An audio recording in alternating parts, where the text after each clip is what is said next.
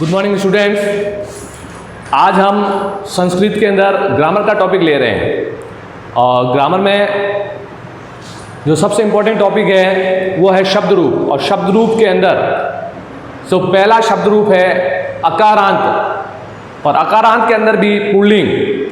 तो अकारांत पुल्लिंग के अंदर हम ले रहे हैं राम शब्द रूप है अकारांत पुल्लिंग आज हम ले रहे हैं। इसको कैसे याद करना है, कहाँ पर ध्यान देना है, कौन सी विभक्ति में ध्यान देना है, कौन से वचन में ध्यान देना है और इसके साथ हमें समझना भी है कि ये विभक्ति आगे से हम बाकी जो विभक्तियां हैं उनकी तरह उनको भी इसी तरह रटना है कि क्या करना है, उसके बारे में मैं आज आप सब लोगों को समझाऊंगा। इसलिए ध्यान देना, एक एक विभक्ति के ऊपर आप ध्यान देना। तो आज मैं आपको पढ़ा रहा हूं राम शब्द रूप अकारांत पुल्लिंग। विभक्तियां 7 विभक्तियां होती हैं, प्रथमा द्वितीय तृतीय चतुर्थी पंचमी षष्ठी सप्तमी। पता है आपको, एक वचन द्विवचन बहुवचनम 3 वचन होते हैं। अब राम शब्द रूप में मैं बोल बोल के लिख रहा हूं, आप भी पीछे पीछे रिपीट करना, क्योंकि संस्कृत जो है वो वाचन से कंठस्थ होती है। बार बार वाचन करेंगे, बार बार बोलते रहेंगे, बार बार उसको पढ़ते रहेंगे, रीड करते रहेंगे और मुख से हम बोलते रहेंगे तो वह क्या होगा, हमारे अंदर कंठस्थ होता रहेगा। तो अब देखो मैं लिख रहा हूं, आप भी रिपीट करते रहना, फिर मैं आपको समझाऊंगा। रामः, रामौ,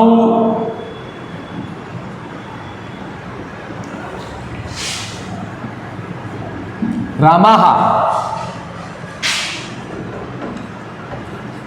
रामम, रामौ, रामान। तृतीय विभक्ति है रामेण,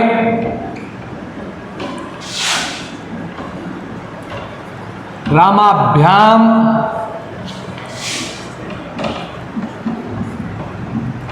रामैः। चतुर्थी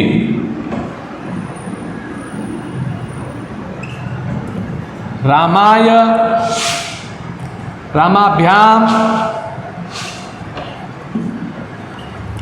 रामेभ्यः। पंचमी रामात्, रामाभ्याम, रामेभ्यः। षष्ठी रामस्य,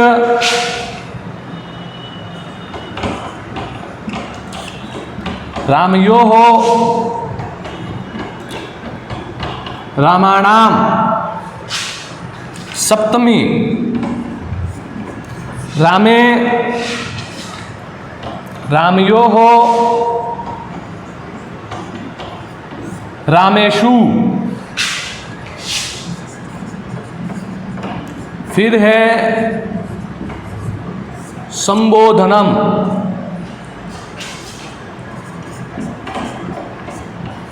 हे राम,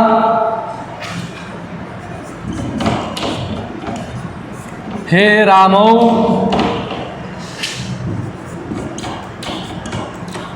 हे रामाः।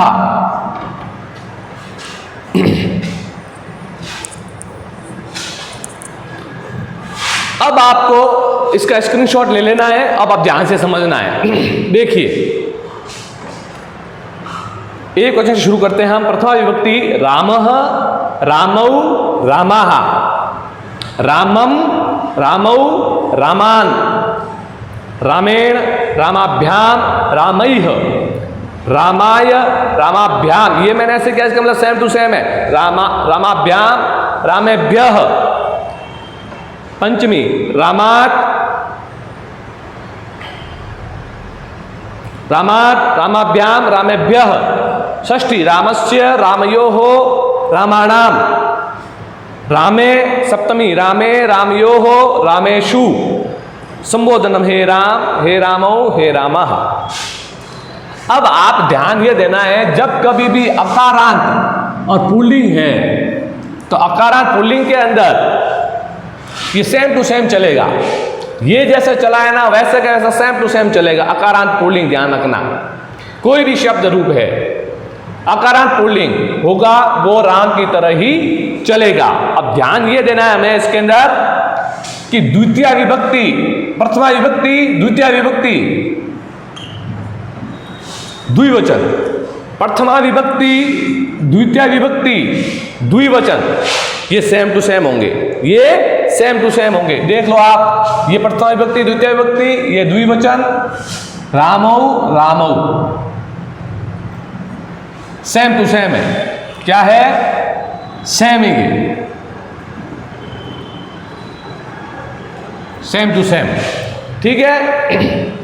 अब इतना ध्यान देना कि सभी के अंदर जो भी शब्द रूप होगा उस सभी के अंदर द्वितीय विभक्ति एक वचन, द्वितीय विभक्ति एक वचन के अंदर अंतिम जो वर्ण होगा वो म होगा। अंतिम वर्ण क्या होगा? म होगा और हलंत वाला होगा, ये ध्यान रखना। द्वितीय विभक्ति एक वचन के अंदर अंतिम वर्ण सभी, कोई भी शब्द रूप हो, कोई भी अकारांत हो, आकारांत हो, कोई भी उकारांत हो, कोई भी, उसके अंदर अंतिम म जरूर होगा। तो आपको ध्यान ये देना है कि सबके अंदर क्या लगने वाला है, अकारांत में क्या लगने वाला है, उन चीजों को, एक एक चीज को पकड़ के रखो और दिमाग में बैठाओ, जिससे आपको क्या रटने की जरूरत नहीं पड़ेगी, समझने की जरूरत पड़ेगी बस। तो सभी के अंदर द्वितीय विभक्ति एक वचन के अंदर अंतिम वर्ण म ही आएगा। अब अकारांत पुल्लिंग है यदि, अकारांत पुल्लिंग शब्द रूप है यदि, तो द्वितीय विभक्ति बहुवचन, द्वितीय विभक्ति बहुवचन के अंदर पीछे न आएगा। क्या आएगा? न आएगा। और वो भी कैसा आएगा? हलंत वाला होगा। कैसा होगा? हलंत वाला। किसमें होगा? पुल्लिंग के अंदर, ध्यान रखना, पुल्लिंग के अंदर, ये ध्यान रखना आप, ठीक है। न आएगा पीछे। अब इसमें क्या चीजें हैं? अब कोई नहीं है यार, अब इसके अंदर सेम टू सेम है, पढ़िए। ये तृतीया से लगा करके, तृतीया से लगाकर, तृतीया, चतुर्थी और पंचमी, ये तीनों द्विवचन, तृतीया, चतुर्थी, पंचमी द्विवचन के अंदर देखिए ये और ये तीनों की तीनों क्या है? सेम है, सेम टू सेम, रामाभ्याम रामाभ्याम रामाभ्याम, सेम टू सेम है। तो सेम टू सेम है, तो इसको एक को ध्यान में रखना है कि तृतीया से शुरू होती है, तृतीया, चतुर्थी और पंचमी, इन तीनों के अंदर जो है वो सेम टू सेम रहता है, द्विवचन के अंदर सेम टू सेम रहता है। अब आगे चले, अब इसके अंदर चतुर्थी और पंचमी, चतुर्थी और पंचमी, ये देखिए ये दोनों सेम रहती है। हर एक के अंदर कोई भी शब्द रूप होगा, कोई भी अकारांत, उकारांत, इकारांत, नकारांत, तकारांत, कोई भी होगा, उस सब के अंदर क्या होगा? ये पंचमी और षष्ठी, पंचमी, चतुर्थी और पंचमी, चतुर्थी और पंचमी, ये दोनों के दोनों क्या रहेंगे? सेम रहेगी, सेम टू सेम रहेगी, ये ध्यान रखना। अब आगे चलो, षष्ठी और सप्तमी, षष्ठी और सप्तमी, षष्ठी और सप्तमी में क्या? द्विवचन, षष्ठी और सप्तमी द्विवचन के अंदर ये रामयो हो, तो षष्ठी विभक्ति, सप्तमी विभक्ति द्विवचन के अंदर ये दोनों भी सेम टू सेम रहेगी। हर एक के अंदर कोई भी शब्द रूप हो, कोई भी शब्द रूप हो, सेम टू सेम रहेगी, सेम टू सेम रहेगी। अब एक और, अब धीरे धीरे आगे बढ़ते हैं हम। अब षष्ठी विभक्ति बहुवचन, षष्ठी विभक्ति बहुवचन के अंदर, मैं फिर से बता रहा हूं, षष्ठी विभक्ति बहुवचन के अंदर, इस बहुवचन के अंदर, इसके अंदर पीछे पीछे जो शब्द होगा, जो शब्द रूप का शब्द होगा, उसके साथ में पीछे देखो क्या लगाना पड़ता है? नाम, हणाम, आम, नाम, हणाम, आम, ये धुन रहती है, ये ध्यान रखना। नाम, हणाम और आम, ये इनकी धुन रहती है। षष्ठी विभक्ति बहुवचन के अंदर अंतिम वर्ण के अंदर या तो नाम जुड़ेगा, या हणाम जुड़ेगा, या आम जुड़ेगा, ये साथ में जुड़ते रहेंगे सभी के अंदर। कोई भी शब्द रूप हो, कोई भी शब्द रूप हो, चाहे पुल्लिंग हो, स्त्रीलिंग हो, नपुंसकलिंग हो, सभी के अंदर ये जुड़ता रहेगा। अकारांत, उकारांत कोई भी हो, सबके अंदर पीछे ये जुड़ेंगे।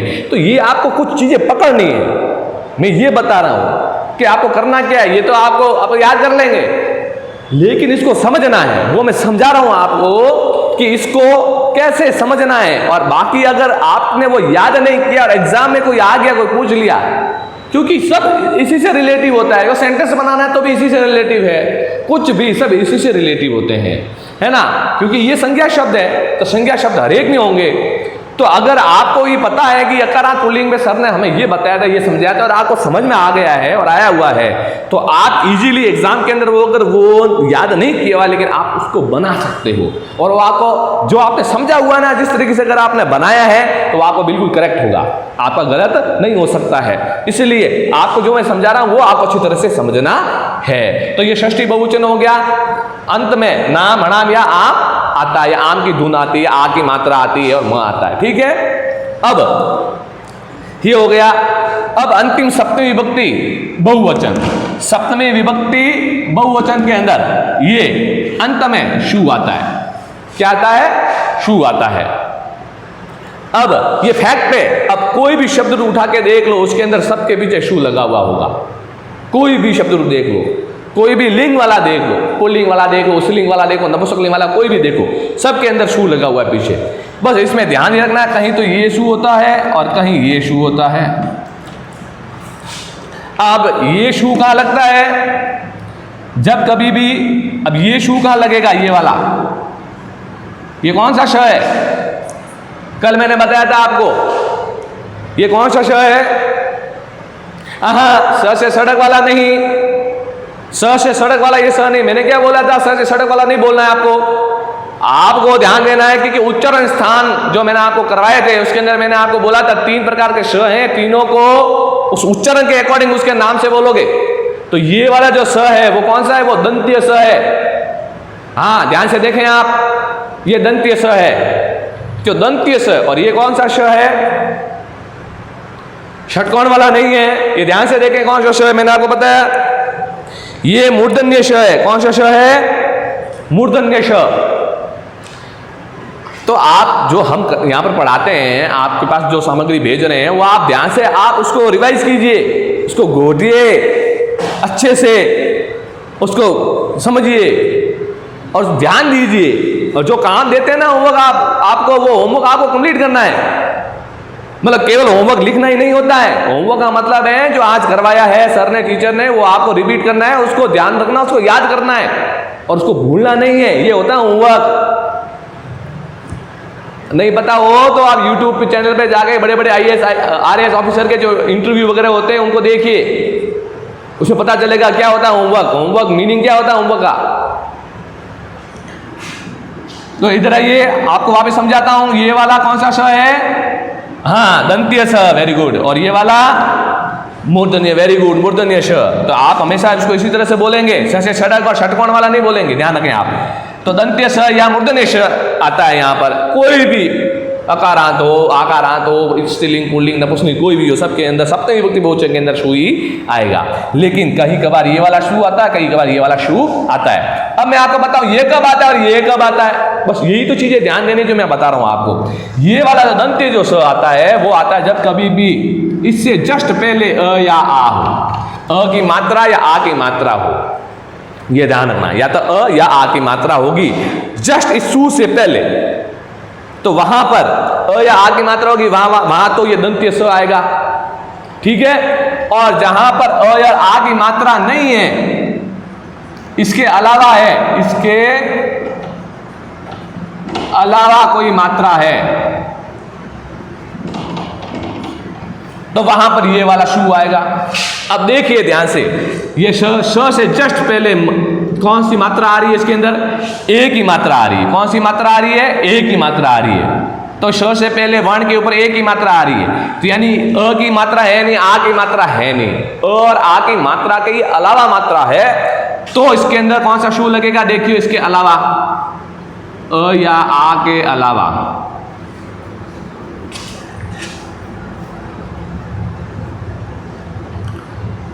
अ या आ के अलावा मात्रा है ये, तो यहां पर ये वाला शु लगेगा।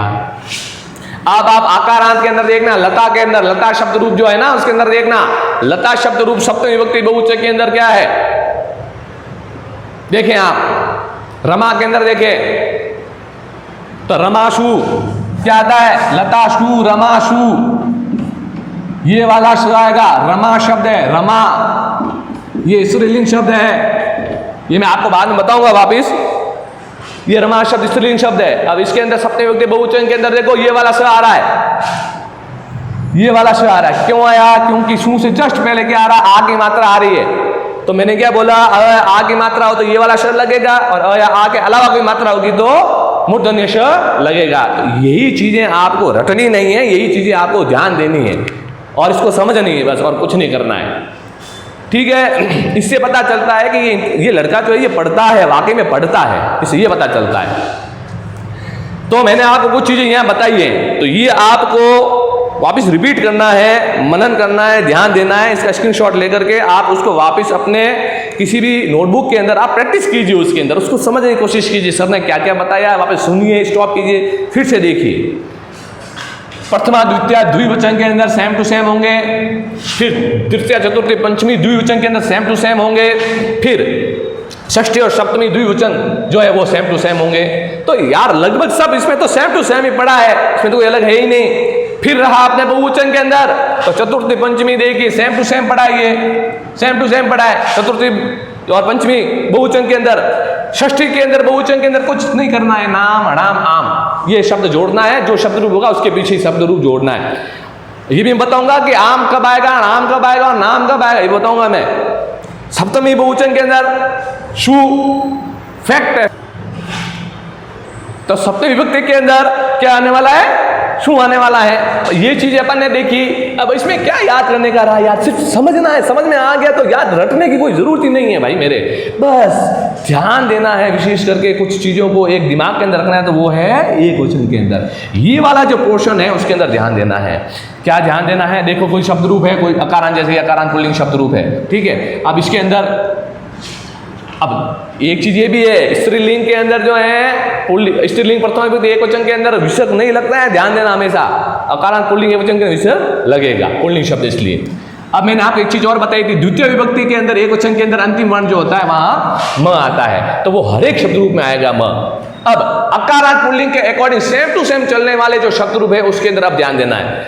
तो तृतीय विभक्ति एक वचन के अंदर क्या करना है, एन, क्या आएगा, एन। ये एन जुड़ता है उसके अंदर, अंत में क्या जुड़ता है, एन जुड़ता है। न को हणा में परिवर्तित करते हैं, क्यों करते हैं, इसका एक रीजन है। रीजन क्या है, उच्चारण स्थान रीजन है। ये चीज हणा की जगह न सर न होता है, आपने पढ़ा है कि न आता है। अब यहां सर आपने हणा क्यों लिखा है, तो न और हणा क्यों आता है, न कहाँ आता है, हणा कहाँ आता है, ये जो उच्चारण स्थान वाला जो टॉपिक जो हमने क्लियर किया था उसके अकॉर्डिंग आएगा। सेम टू सेम वाली ये कंडीशन यहाँ पर भी होती है, नाम और हणाम वाली सेम टू सेम कंडीशन, हणा और न वाला। जो उच्चारण स्थान जो वर्ण आ रहा है वो उसी उच्चारण स्थान से संबंधित है, वो वर्ण आएगा उसके अंदर, ये ध्यान रखना। री टू रसाणाम हमने उच्चारण स्थान पढ़ा था, र और री आता है, तो री आने के कारण वहां पर री आने के कारण वहां पर हण आता है। री टू रसाणाम उच्चारण स्थान पढ़े थे, ध्यान से खोल के देखना, वापिस आपको पता चलेगा, ठीक है। अब तृतीय विभक्ति एक वचन के अंदर एन आता है, अकारांत पुल्लिंग की बात कर रहा हूं मैं, ध्यान रखना। तृतीय विभक्ति एक वचन रामेण, एन जुड़ता है इसके पीछे। शब्द मूल शब्द क्या है, राम शब्द रूप, मूल जो शब्द है वो क्या है, राम है। अब इसके अंदर जोड़ना क्या है, एन जोड़ना है, ठीक है। तो रामेण। चतुर्थी एक वचन के अंदर क्या होता है, आय। देखिए पीछे क्या लिखा हुआ है, आय, सॉरी आय, तो इसमें आय जोड़ना है। मैं बात कर रहा हूं अकारांत पुल्लिंग शब्द की, ध्यान रखें, रामाय, आय, सब में सेम टू सेम ऐसे आएगा, आय आय आय जुड़ेगा सब में, रामाय। तो ध्यान रखें, चतुर्थी में आय, तृतीया में एन, ठीक है। फिर पंचमी के अंदर आत, देखिए पीछे क्या आ रहा है, आत, आत आ रहा है, ठीक है। पंचमी विभक्ति आत, आत जोड़ना है, रामात। षष्ठी विभक्ति सेम में यही कह रहा हूं, अकारांत पुल्लिंग, षष्ठी विभक्ति श, आधा स और ये जुड़ता है, 80 भी कह सकते हैं इसको, ठीक है। श का विशेष ध्यान रखें, श जुड़ता है षष्ठी विभक्ति के अंदर, एकवचन के अंदर। मैं एकवचन की बात कर रहा हूं अभी फिलहाल। अब मेन चीज आ रही है सप्तमी विभक्ति एकवचन। अब ध्यान देना, एकवचन के अंदर एक ही मात्रा आई। अब इसकी तृतीय विभक्ति बहुवचन देखें जरा आप, ये रहा तृतीय विभक्ति, ये रहा बहुवचन, ये। अब इसके अंदर तृतीय विभक्ति बहुवचन अकारांत पुल्लिंग के अंदर आई की मात्रा और विसर्ग आता है। ध्यान देना हमेशा, आई की मात्रा और विसर्ग आता है साथ में, आई की मात्रा और विसर्ग। इनके क्या है कि थोड़ी थोड़ी ये उल्टा हो जाता है ना, ये मार कर थोड़ा ऊपर हो जाता है ना, तो थोड़ी क्या इंक नीचे आ जाती है, वापस बनता नहीं है, इसलिए ऐसा, ठीक है। आई की मात्रा और विसर्ग आएगा। तृतीय विभक्ति बहुवचन अकारांत पुल्लिंग के अंदर, तृतीय विभक्ति बहुवचन के अंदर आई की मात्रा, वर्ण के ऊपर आई की मात्रा और विसर्ग होगा, ये ध्यान देना। और उसको कुछ नहीं करना है, एक मात्रा छोड़ो, एक ही मात्रा लगाओ, विसर्ग हटा दो, तो ये बन जाएगा सप्तमी एक वचन। तो क्या बन जाएगा? सप्तमी एक वचन। ये एक ही मात्रा एक आ रही है यहां पर, एक ही मात्रा। तो बस ध्यान बस देना और कुछ नहीं करना, सिर्फ ध्यान देना। रटने की चीजें कुछ नहीं है इसमें। लगभग द्विवचन तो सेम टू सेम पड़ा होता है सभी के अंदर। ये बहुवचन भी जो है लगभग सेम टू सेम होते हैं विभक्तियां।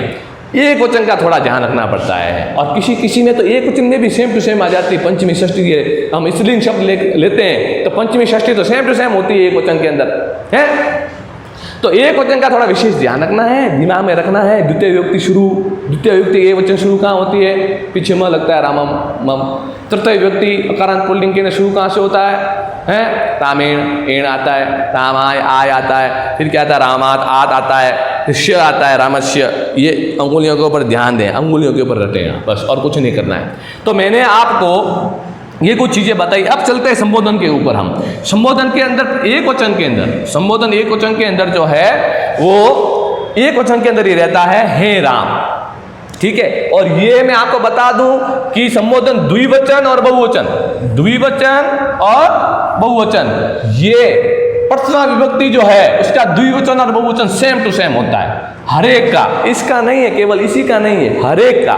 जो भी शब्द रूप हैं सभी के सेम टू सेम रहते हैं। प्रथमा विभक्ति, द्विवचन, बहुवचन जो है वो संबोधन का द्विवचन बहुवचन सेम टू सेम रहता है। सिर्फ चेंज होता है तो कहाँ होता है? इसके अंदर, एक वचन के अंदर थोड़ा चेंज रहता है, ठीक है। तो आपको मैंने संबोधन और पूरे के पूरे टोटल के इसके अकारांत पुल्लिंग के बारे में मैंने एक एक विभक्ति, एक एक वचन के अंदर जो परिवर्तन आ रहे हैं उसके बारे में मैंने आपको बताया, समझाया है। इस परिवर्तन को आपको प्रैक्टिस करना है। क्या प्रैक्टिस करना है? आपका होमवर्क में बता देता हूं आपको। ये आपका होमवर्क है, मैं यहां लिख देता हूं।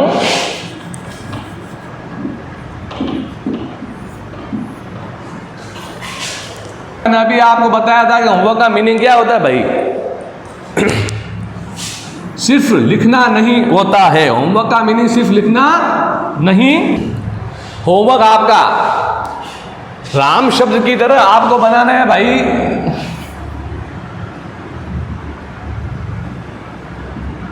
बालक शब्द रूप, वृक्ष शब्द रूप, ठीक है। दो बहुत है, तो बहुत है, और क्या करोगे? ये दो बनाओ, बालक और वृक्ष, ये दो शब्द रूप आपको बनाने हैं। ये होमवर्क है आपका। बालक शब्द रूप और वृक्ष शब्द रूप, अकारांत पुल्लिंग, अकारांत पुल्लिंग दोनों पुल्लिंग के अंदर आते हैं। अकारांत पुल्लिंग शब्द है, राम की तरह इसी तरह आपको ये बनाने हैं दोनों। कैसे बनाओगे? एक बार पहले इसको समझना है, जैसे मैंने करवाया ना, इसको समझना है। स्क्रीनशॉट लो, इसको समझो, वापिस बार बार थोड़ा सुनो, जहां समझ नहीं आ रहा वहां रोको, स्टॉप करो, वहां पर सुनो, सुन करके समझो सर ने क्या बोला है, कैसे होता है, कहां कौन सी विभक्ति में होता है, कहां परिवर्तन आता है, इसमें क्या रहता है, ठीक है। सुन लिया, उसके बाद में अब आपको देखना नहीं है, फिर आप बालक शब्द रूप पर लिखो, हेडिंग डालो, और उसके बाद में उसका पूरा फॉर्मेट बनाओ, और उस फॉर्मेट के अकॉर्डिंग अच्छी राइटिंग के अंदर उसको वापस बनाना, ध्यान से याद करते करते उसको लिखना शुरू करें। चतुर्थी में क्या आएगा, तृतीय में क्या आएगा, षष्ठी में क्या आएगा, ये ध्यान से लिखें आप। तो जब आप 1-2-3 बार इसको लिखोगे ना, तो ऑटोमेटिकली जल्दी से समझ में आ जाएगा और आसानी से समझ में आ जाएगा कि अकारांत पुल्लिंग चलता कैसे है। समझ में आया? तो ये आपको जब इस तरह से करेंगे तो आपको कंठस्थ हो जाएगा, और आगे भविष्य में आपको कहीं भी किसी प्रकार की कोई समस्या समस्या या प्रॉब्लम नहीं आएगी। ठीक है, ये आपको होमवर्क कल तक आपको कंप्लीट करना है, उसके बाद में हम नेक्स्ट कोई टॉपिक लेंगे। Thank you.